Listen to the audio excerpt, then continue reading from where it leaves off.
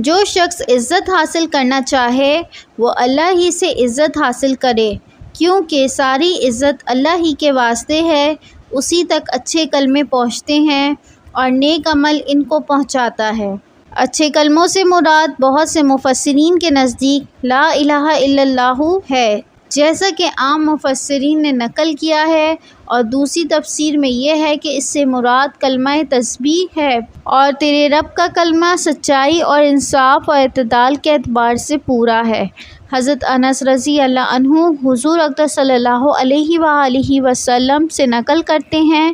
کہ رب کے کلمے سے مراد لا الہ الا اللہ ہے، اور اکثر مفسرین کے نزدیک اس سے کلام اللہ شریف مراد ہے۔ اللہ تعالیٰ ایمان والوں کو پکی بات یعنی کلمہ طیبہ سے دنیا اور آخرت دونوں میں مضبوط رکھتا ہے، اور کافروں کو دنیا جہاں میں بچلا دیتا ہے، اور اللہ تعالیٰ اپنی حکمت سے جو چاہتا ہے کرتا ہے۔ حضرت علی کرم اللہ وجہہ فرماتے ہیں کہ دعوت الحق سے مراد توحید یعنی لا الہ الا اللہ ہے۔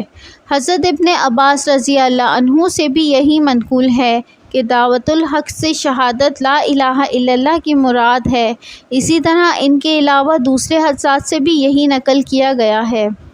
اے محمد صلی اللہ علیہ وآلہ وسلم، آپ فرما دیجئے کہ اہل کتاب آؤ ایک ایسے کلمے کی طرف جو ہمارے اور تمہارے درمیان مسلم ہونے میں برابر ہے، اور وہ یہ کہ بجز اللہ تعالیٰ کے ہم کسی اور کی عبادت نہ کریں، اور اللہ تعالیٰ کے ساتھ کسی کو شریک نہ کریں، اور ہم میں سے کوئی کسی دوسرے کو رب قرار نہ دے خدا تعالیٰ کو چھوڑ کر۔ پھر اس کے بعد بھی وہ اعراض کریں تو تم کہہ دو کہ تم اس کے گواہ رہو کہ ہم لوگ تو مسلمان ہیں۔